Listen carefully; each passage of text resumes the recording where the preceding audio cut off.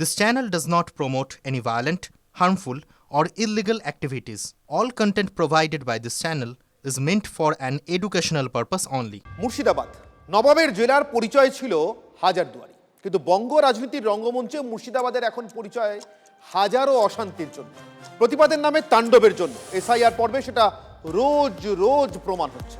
শাসক থেকে বিরোধী জেলার নেতারাই কি বারুদের স্তূপ তৈরির কাজটা করছেন? अधिकार है सबको करेक्शन करना चाहिए और एसआईआर कोई ऐसी चीज तो नहीं है कि आपको कोई काम दे रही है। बुलाया भी 10 बार आएंगे, आप लोगों को भी आना चाहिए। শাসক দলের নেতারা কথাগুলো শুনছেন। ভারতীয় ক্রিকেটার মোহাম্মদ শামিকে হিয়ারিংয়ে ডাকা হয়েছে বলে যারা হয়রানির অভিযোগে হাহুতাশ করছিলেন, তারা এবার কি বলবেন? একাধিকবার ডাকা হচ্ছে অভিযোগ তুলে যারা বিক্ষোভের নামে বাজার গরম করছেন, তারা আরও একবার বরং শুনুন। बुलाया भी 10 बार आएंगे, आप लोगों को भी आना चाहिए। बुलाया भी 10 बार आएंगे, आप लोगों को भी आना चाहिए। কিন্তু নেতাদের আর এসব শোনার সময় কোথায়? বাজার গরম না করলে তাদের যে আর কেউ পাত্তা দেবে না।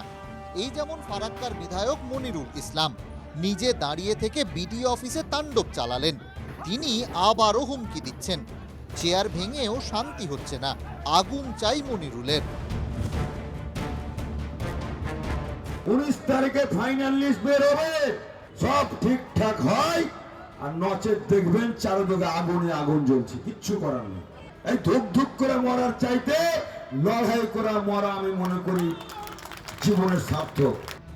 শুধু মনিরুল নন, রঘুনাথগঞ্জের তৃণমূল বিধায়ক ও রাজ্যের মন্ত্রী আখরুজ্জামানের সুরটাও এক। ফাইনাল ভোটার তালিকা প্রকাশ পাবে সেই দিন মানুষের যে ক্ষোভ বিস্ফোরণ, এখানে নির্বাচন কমিশন তার দায়িত্ব নেবেন। ইস্যু যাই হোক, অতীত বলছে মুর্শিদাবাদে অশান্তির আগুন ধরানোটা খুব সহজ। সিএএ, ওয়াকফ সম্পত্তি আইন নিয়ে বিক্ষোভ বা পরিযায়ী শ্রমিকের মৃত্যুর ইস্যুতে বেলডাঙ্গা, বারবার মুর্শিদাবাদ। আপনার তোষণের রাজনীতির জন্য আজকে আপনার সংখ্যালঘু বিধায়করা এই ধরনের কথা বলার সাহস রাখে। ভোটের আগে কি আরো ভয়ঙ্কর কিছু লুকিয়ে আছে? শাসক দলের বিধায়ক বা মন্ত্রীর হুমকিতে জনতা তো সিঁদুরে মেঘ দেখবেই। এইগুলো নিয়ে কিছু বলা যাবে না, কি বলবো বলুন। সত্যি কথা বলতে গেলে এটা ম্যানমেড, কেউ করাচ্ছে, কেউ তুলছে, আবার সেই করাচ্ছে। এটা ম্যানমেড, হয় এই নয় ওই নয় সেই, কেউ না কেউ করাচ্ছে। সেটা গ্রাম বাংলায় গেলে হয়তো বোঝা যাবে, কিন্তু শহরে